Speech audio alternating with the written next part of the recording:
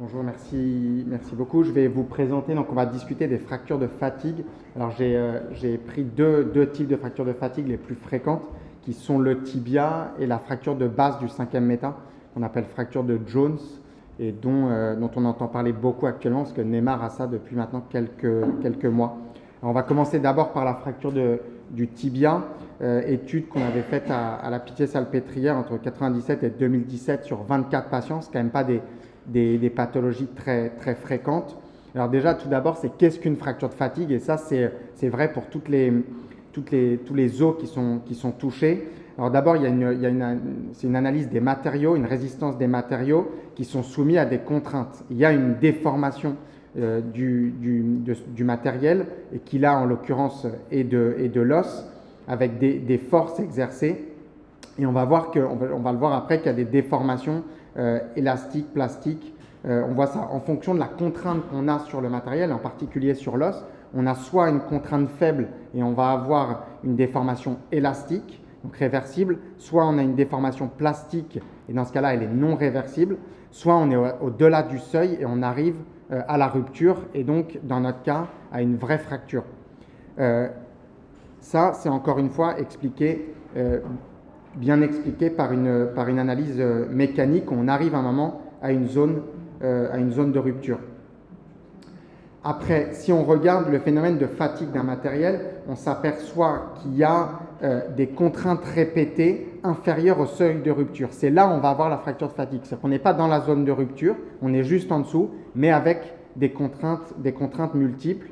Et on voit que si le nombre de cycles augmente, la contrainte augmente. Quand on regarde si on fait une application à l'os, ce matériel devient l'os, on a des forces de traction sur la face antérieure du tibia, qui sont des forces musculaires. On voit que la contrainte à la rupture de l'os, c'est à peu près 150 mégapascales. La contrainte sur la face antérieure du tibia, ça a été étudié sur la course, peut aller jusqu'à à peu près 70 mégapascales.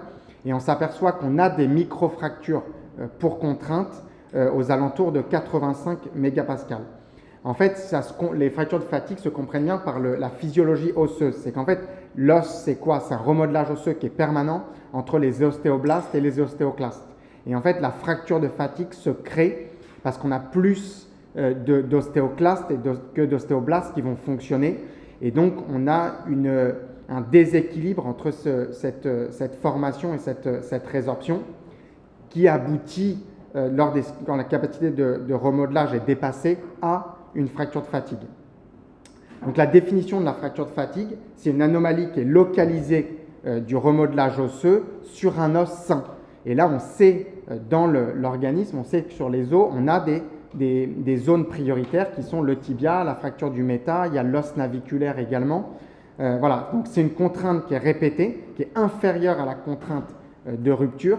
Et ce qui est important à comprendre, c'est qu'en fait, c'est une réponse normale de l'os à un stress anormal.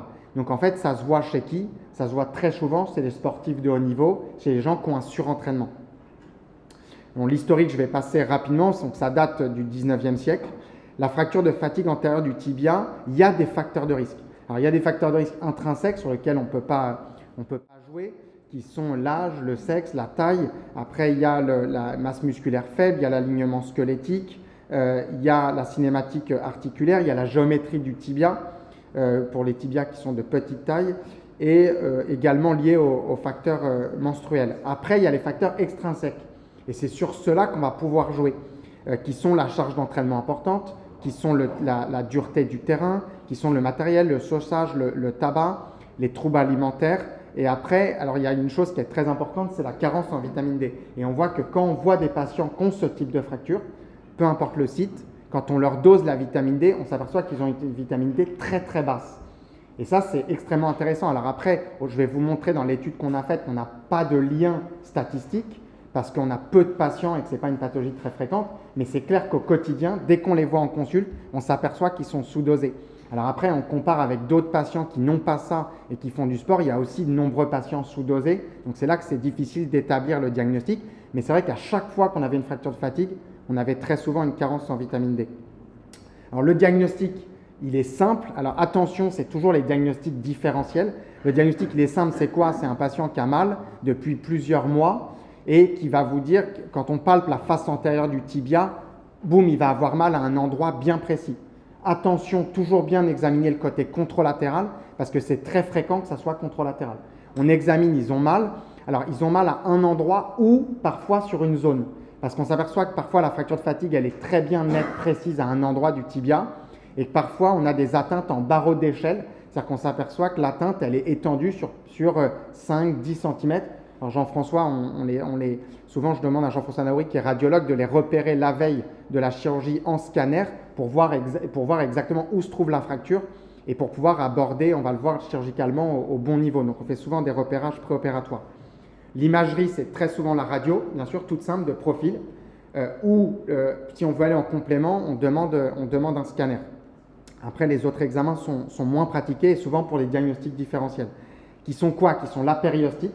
C'est-à-dire qu'on a vu une patiente avec Nicolas là, cette semaine, avec le médecin de l'équipe de France de basket. C'était une basketteuse professionnelle de l'équipe de France qui, en discutant avec elle, a mal finalement depuis plusieurs mois. Ça fait quasiment 1 an qu'elle a mal. Le diagnostic porté est toujours initialement la périostite. Donc, ils ont eu traitement par onde de choc, ils ont eu multiples traitements, arrêt médical, etc. Et en fait, ça persiste. Dès que la charge d'entraînement revient, la douleur revient. Et boum, à un moment, il y a une radio qui est faite et là, on a le diagnostic. Attention à un diagnostic différentiel qui est très important. Alors, il y a le syndrome d'éloge, mais moi, j'ai pu voir dans la pratique qui est l'ostéomostéoïde, où là, c'est des patients qui ont un peu le même type de lésion radiologique. Sur le scanner, alors, il y a un petit nid de l'ostéome, donc là, c'est un peu différent. Mais attention, parce que parfois, le traitement, ce n'est pas du tout le même traitement. Il faut bien interroger les patients, parce que là, ils ont des douleurs nocturnes, souvent soulagées par l'aspirine. Ce qui n'est pas forcément la même présentation clinique, mais attention à ce diagnostic. Alors le traitement, dans un premier temps, c'est souvent un traitement prise en charge antalgique, AINS, bien sûr des facteurs de risque extrinsèques comme on l'a vu tout à l'heure, et il y a d'autres thérapeutiques, ondes de choc, PRP. Alors on a vu que Neymar a été même lui en pré-op et en post-opératoire faire des PRP à Barcelone pour essayer pour la consolidation. Donc ça c'est quand même discuté aujourd'hui, sachant qu'au niveau des résultats, clairement, pas de reprise sportive dans 45% des cas. Pourquoi? Parce que finalement, comme je vous ai montré, c'est lié à des contraintes. Donc en fait, quand le joueur, et ça c'est très étonnant, j'ai suivi un basketteur de Pro A qui avait été opéré que d'un clou, je vous expliquerai après la chirurgie, mais qui au repos, dès qu'il s'arrêtait pendant 1 mois et demi, 2 mois, on faisait un scanner consolidé, dès qu'il reprenait, 15 jours après, boum, il récidivait, on voyait réapparaître le trait de fracture. Donc c'est vraiment en fonction de la pratique sportive. Le risque, c'est quoi? Donc, c'est la non-consolidation. Et le risque, c'est la fracture complète. Pareil, basketteur de Pro A, lors d'un match, donc douleur depuis 1 an, lors d'une réception, fracture du tibia. C'est-à-dire que de la fracture est parti plusieurs traits de fracture et il s'est étendu. Les fractures de base du 5e méta, ceux que j'ai pu opérer, c'est souvent des professionnels de foot, professionnels de basket, très souvent, ces sports-là. Soit ils ont mal depuis 6 mois, 1 an et on les voit avec le diagnostic de fracture de fatigue. Deuxième option, ils sautent lors d'une réception, crac, ils ont mal, douleur aiguë, ils n'arrivent pas à poser le pied. Et là, on fait le diagnostic de fracture de fatigue, mais qui s'est complété, qui s'est étendu. Et là, on a une vraie fracture du méta.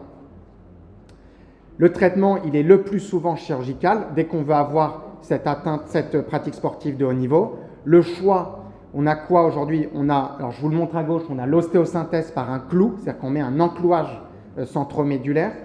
Et on a également la possibilité de faire une plaque avec des vis pour neutraliser la zone de fracture. Et là, on a le patient qui va consolider.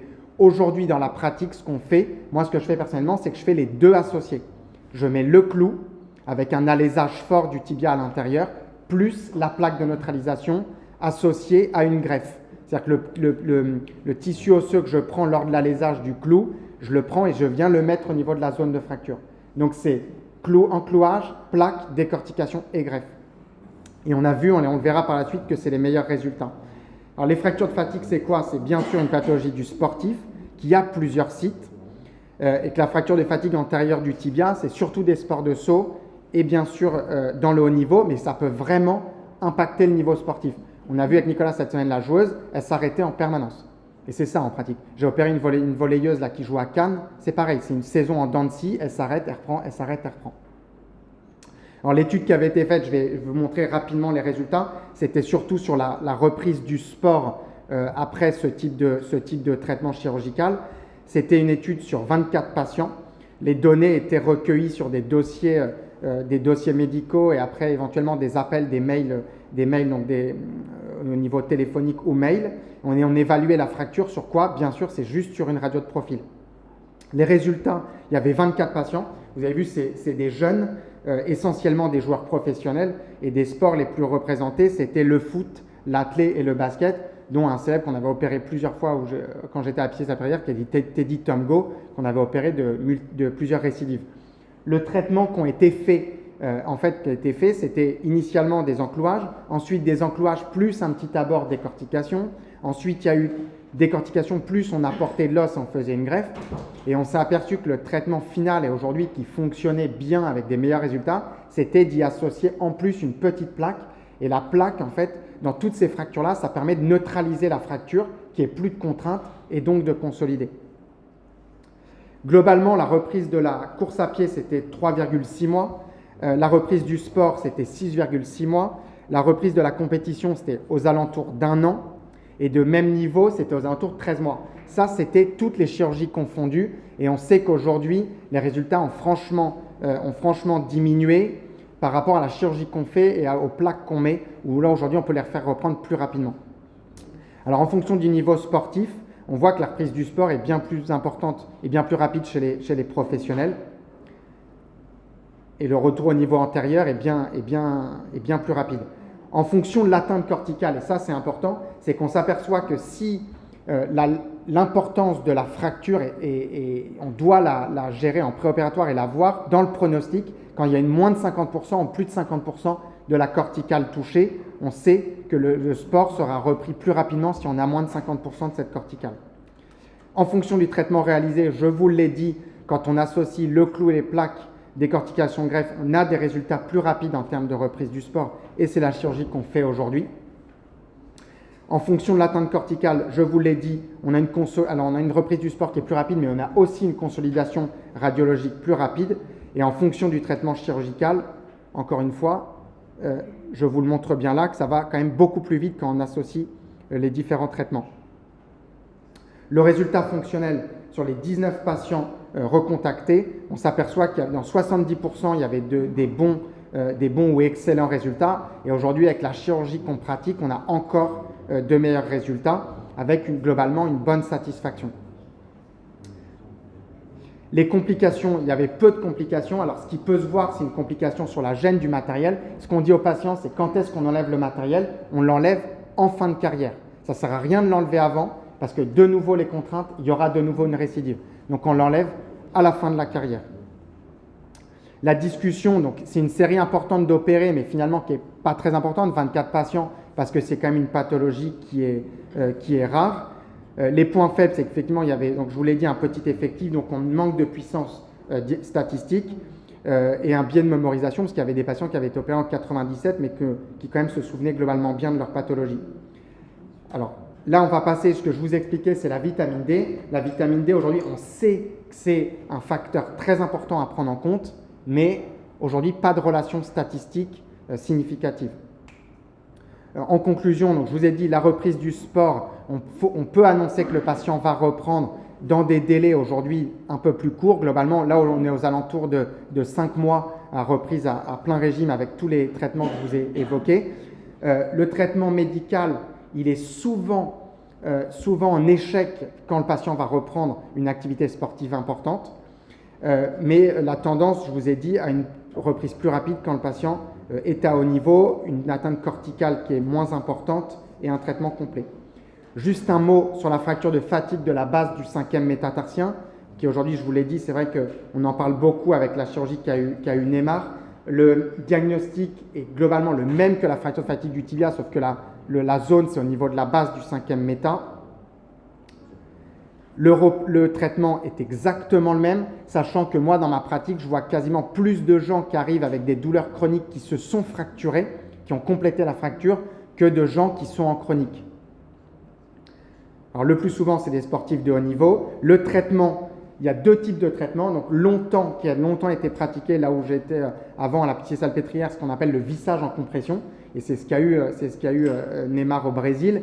Aujourd'hui, c'est une chirurgie qu'on avait, nous, arrêtée à la Pitié pour des risques de récidive, c'est-à-dire qu'il y a des patients qui ne consolidaient pas. Alors, il faut bien savoir qu'on a toujours un retard radiologique à la consolidation. C'est-à-dire que quand on fait un scan à 3 mois, on voit encore un peu le trait, mais ce n'est pas grave. Le principal, c'est la clinique qui soit plus douloureux. Et on voit qu'avec le temps, radiologiquement, le cal se fait et que la consolidation se fait. Donc, ça ne doit pas être inquiétant si sur contrôle radiologique, il y a encore un petit trait visible.